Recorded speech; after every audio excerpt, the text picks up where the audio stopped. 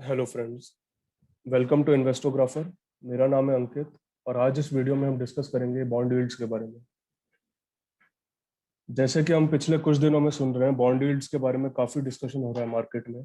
और सही भी है क्योंकि बॉन्ड यील्ड से काफ़ी मार्केट पे इफेक्ट होता है, क्योंकि इन दी एंड सब कुछ मनी के फ्लो के ऊपर ही डिपेंड करता है। और बॉन्ड एक काफ़ी बड़ा मार्केट है, बॉन्ड मार्केट, जिसको मनी मार्केट कहते हैं, जो कि स्टॉक मार्केट से काफ़ी बड़ा है। और उसके इनफ्लो और आउटफ्लो पे स्टॉक मार्केट पे काफी बड़ा इफेक्ट पड़ता है।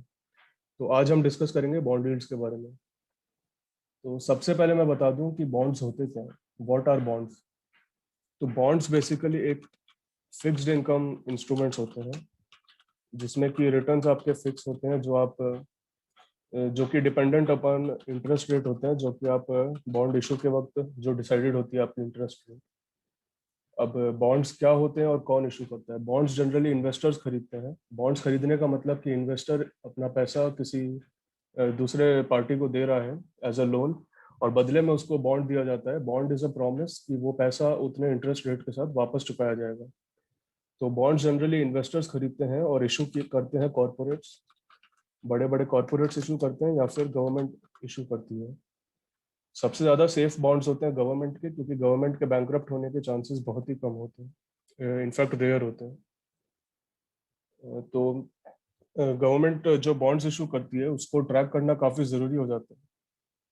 और अब बॉन्ड यील्ड्स जो बोला जाता है, जो टर्म आजकल बहुत चल रहा है, बॉन्ड यील्ड्स। तो बॉन्ड यील्ड्स कुछ भी नहीं होता है। बॉन्ड यील्ड्स होता है जो इंटरेस्ट रेट अभी गवर्नमेंट आपको दे रही है बॉन्ड के ऊपर, जो कि फिलहाल जैसे यूएस गवर्नमेंट की बॉन्ड यील्ड ऑलमोस्ट 1.5% के अराउंड चल रही है। अब कई लोगों का सवाल रहेगा कि कौन से बॉन्ड यील्ड्स को हम रेफर करें, क्योंकि बॉन्ड तो हर कंट्री के, इनफैक्ट इंडिया में हर स्टेट के भी बॉन्ड्स होते हैं। तो जनरली अगर ये सवाल है कि विच बॉन्ड्स टू रेफर, तो इसके लिए मैं आपको बता दूं कि सबसे ज़्यादा जो रेफर किए जाते हैं वो होते हैं US bond yield, specially 10 year वाली बॉन्ड यील्ड।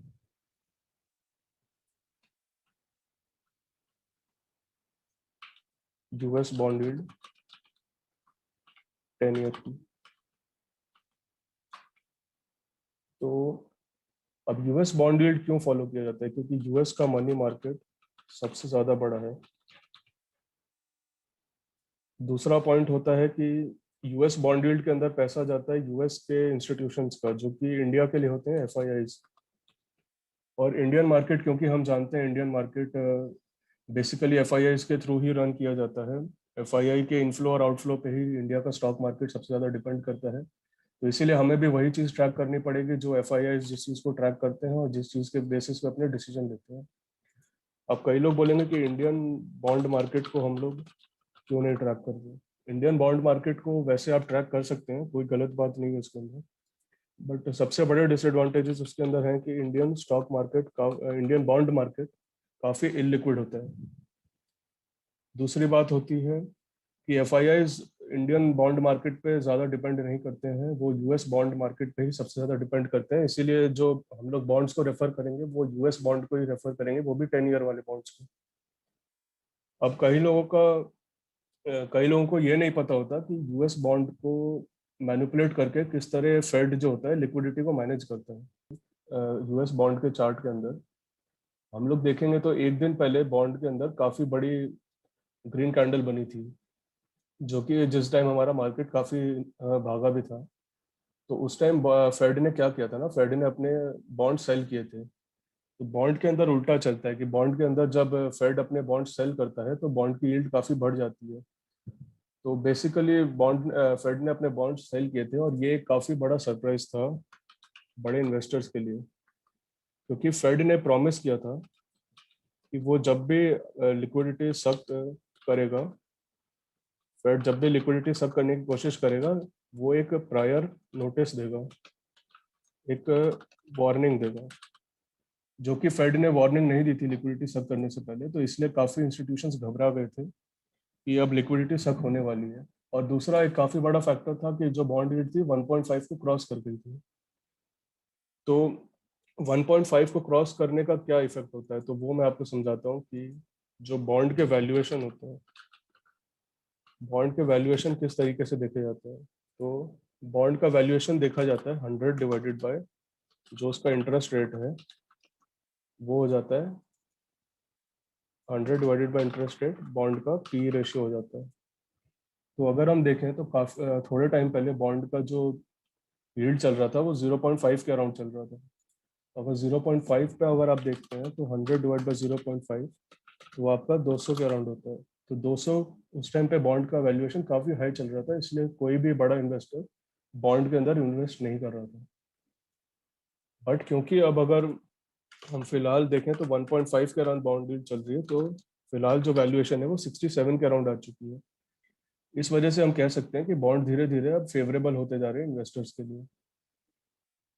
और इसका अल्टीमेट जो एक बॉन्ड यील्ड मानी जाती है, जैसे अभी ये थोड़े दिन बाद बढ़ के 2 तक भी चली जाएगी, तो फिर इसका वैल्यूएशन 50 हो जाएगा। और जो एक आइडियल बॉन्ड यील्ड मानी जाती है यूएस मार्केट के हिसाब से, क्योंकि वहाँ पे इन्फ्लेशन बहुत कम है, तो वहाँ पे एक आइडियल बॉन्ड यील्ड 40 के अराउंड मानी जाती है वैल्यूएशन, जो कि 2.5 बॉन्ड यील्ड पे मिलता है उनको। तो अब अगर हम इसमें आगे देखें तो एक जनरल कंसेप्ट होता है कि जब बॉन्ड यील्ड बढ़ती है तो स्टॉक मार्केट ऊपर जाता है। तो ऐसा क्यों होता है? क्योंकि बॉन्ड यील्ड जब बढ़ती है इसका मतलब कि बॉन्ड सेल किए जा रहे हैं, बड़े बड़े इन्वेस्टर बॉन्ड को सेल करके अपना कैश निकाल रहे हैं बॉन्ड में से। और जब बड़े बड़े इन्वेस्टर बॉन्ड को सेल करते हैं तो इसका मतलब होता है कि वो अब स्टॉक मार्केट के अंदर एंटर करेंगे। तो आप देख सकते हैं कि जो इतनी बड़ी कैंडल बनी थी जब 10% बॉन्ड यील्ड इंक्रीज हुई थी, इसका मतलब कि बड़े बड़े इन्वेस्टर्स ने और फेड ने अपने बॉन्ड को लिक्विडेट किया था। और लिक्विडेट करने का इफेक्ट हम इन 2 दिन में देख सकते हैं कि कितना अपना मार्केट ऊपर गया था निफ्टी का। और उसी के अगले दिन हम इफेक्ट देख सकते हैं, जो इतनी बड़ी रेड कैंडल बनी, तो ये इंडिकेट कर रही है कि बड़े बड़े इन्वेस्टर्स ने वापस बॉन्ड के अंदर एलोकेशन किया था, क्योंकि उनको काफी अच्छा बॉन्ड इंटरेस्ट मिल गया था, 1.5 के ऊपर चला गया था, तो उन्होंने अपना एलोकेशन स्टार्ट कर दिया था बॉन्ड के अंदर। और उसी का इफेक्ट हम ये बड़ी कैंडल देख सकते हैं निफ्टी के अंदर, क्योंकि निफ्टी को उन्होंने सेल करके अपने इक्विटी को, इंडियन मार्केट की इक्विटी को सेल करके यूएस के अंदर एलोकेट किया था बॉन्ड के अंदर। तो एक जो काफी बड़ा मिसकंसेप्शन होता है वो होता है कि जैसे कि हम लोग निफ्टी के अंदर देखें तो स्टॉक मार्केट से काफी अलग तरीके से चलता है बॉन्ड मार्केट। बॉन्ड मार्केट में जनरली क्या होता है ना, बॉन्ड मार्केट में फायदा तब होता है आपको जब बॉन्ड यील्ड नीचे जाती है और आप ट्राई करते हो कि आप टॉप पे बॉन्ड को बाय करो, जब बॉन्ड की यील्ड सबसे टॉप पे हो, और आप सेल करो बॉटम पे। तो इसीलिए बॉन्ड यील्ड में ये थोड़ा एक अलग कंसेप्ट होता है कि बॉन्ड्स को तब बाय किया जाता है जब बॉन्ड्स टॉप पे होते हैं। अब इसका आप अगर रीजन समझना चाहो तो इसका एक सिंपल रीजन से समझाया जा सकता है कि हम लोग अज्यूम कर लेते हैं यहाँ पे बॉन्ड यील्ड है 5% और यहाँ पे बॉन्ड यील्ड है 10%। ओके, तो अब अगर किसी बंदे ने यहाँ पे खरीदा होगा 100 रुपए का बॉन्ड, तो उसको बदले में जो कूपन मिलेगा वो 100 प्लस 5% का मिलेगा, यानी 105 रुपए का कूपन मिलेगा। अब वही बंदे को अगर थोड़े दिन बाद बॉन्ड यील्ड ऊपर चली जाती है 10% पे, और वहां पे अगर वो सेल करने जाता है, तो उसके पास कूपन तो 105 रुपए का है। 105 रुपए का कूपन अगर वो सेल करने जाएगा तो उसको कितना पैसा मिलेगा? उसको पैसा मिलेगा 105 माइनस जो कि इंटरेस्ट रेट चल रही होगी, जो कि 10% होती है। तो इस टाइम पे 105 माइनस 10% करेंगे आप, तो अप्रोक्सीमेटली 95% के अराउंड आएगा, 95 रुपीज़ के अराउंड आएगा। तो अब आप इसको अगर कंसेप्चुअली समझें तो इस टाइम पे अगर कोई 95 रुपीज़ इन्वेस्ट करता है और उसको 10% का इंटरेस्ट मिलता है, तो अप्रोक्सीमेटली उसको 105 रुपये का कूपन मिलेगा। तो जिस बंदे ने यहाँ पे 100 रुपये इन्वेस्ट किए थे, उसकी यहाँ पे 100 रुपये की वैल्यू 95 रह गई है। तो इसका मतलब जब बॉन्ड की इंटरेस्ट रेट ऊपर जाती है तो बॉन्ड जिसने नीचे बाय किया होता है उसको ऊपर नुकसान होता है बॉन्ड के अंदर। तो इसीलिए जब बॉन्ड की इंटरेस्ट रेट बॉटम्स पे होती है तब स्टॉक मार्केट काफी ऊपर जाना स्टार्ट कर देता है, क्योंकि सब लोग एलोकेशन स्टॉक मार्केट के अंदर स्टार्ट कर देते हैं।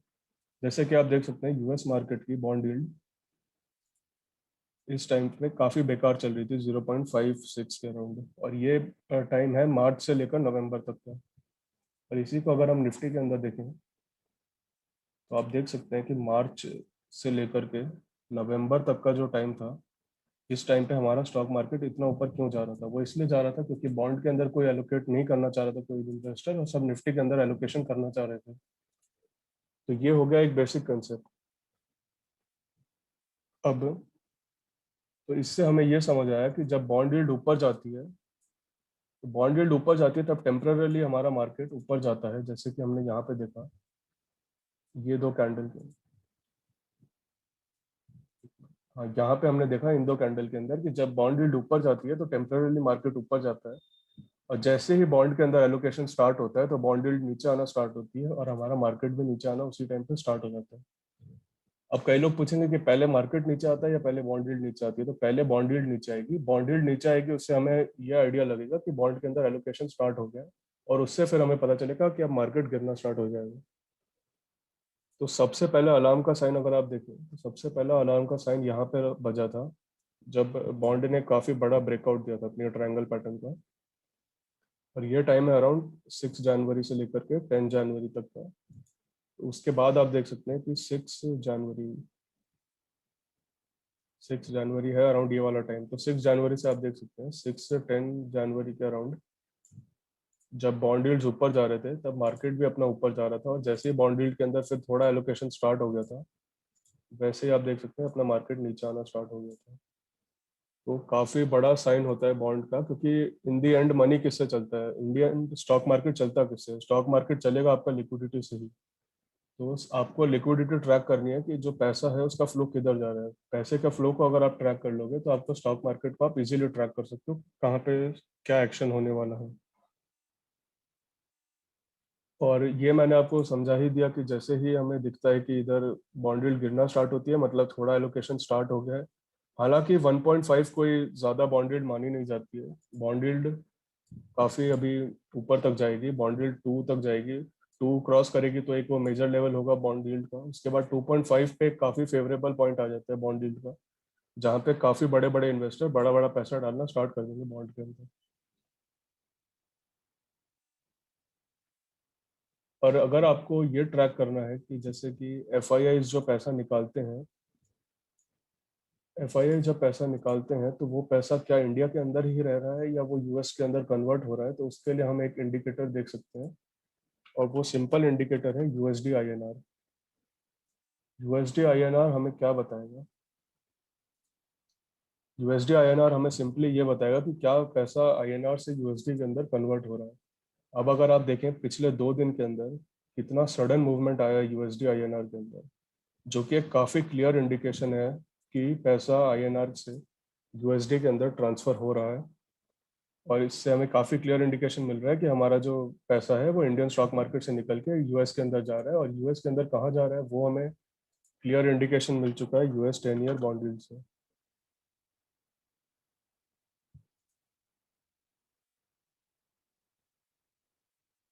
तो फिलहाल जो बेसिक, तो इसीलिए आपको एफआईआई का फ्लो चेक करते रहना पड़ेगा कि एफआईआई का जो फ्लो है वो अगर ज्यादा पैसा एफआईआई का निकल रहा है और साथ ही साथ यूएसडी आईएनआर का इंडेक्स भी इंक्रीज हो रहा है, तो उससे हमें क्लियर इंडिकेशन मिल जाएगा कि पैसा इंडिया से निकल के यूएस के अंदर जा रहा है वापस। और अब आप पूछोगे कि रीजन क्या है, वाई आर एफआईआई 1 या 1.5% के बॉन्ड यील्ड के लिए क्यों स्टॉक मार्केट छोड़ के बॉन्ड की तरफ जा रहे हैं, तो उसका सबसे मेजर रीजन ये है कि एक तो यूएस के अंदर अभी थोड़ी इंस्टेबिलिटी चल रही है लिक्विडिटी को लेकर के।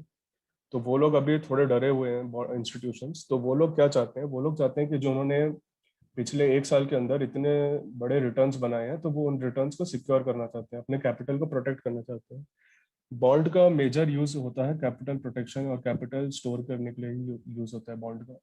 तो फिलहाल अभी वो चाहते हैं कि वो अपने बॉन्ड को सिक्योर, अपने कैपिटल को सिक्योर करके बॉन्ड के अंदर डाल दें, ताकि जो उनके प्रॉफिट्स हैं वो वेस्ट ना हो, वो सिक्योर रहे उनके प्रॉफिट्स। तो जो अभी बेसिक कंक्लूजन निकल के आएगा अपने, जो फिलहाल निफ्टी में जो सब डरे हुए हैं कि इतना बड़ा जो गैप डाउन हुआ था, इतना बड़ा फॉल आया निफ्टी में, तो उससे बेसिक कंक्लूजन यही निकलेगा कि एफआईआईज अपने प्रॉफिट्स बुक करके धीरे धीरे यूएस बॉन्ड के अंदर स्टोर करना स्टार्ट कर रहे हैं। तो फिलहाल तो यही कंक्लूजन निकलेगा बॉन्ड्स के बारे में।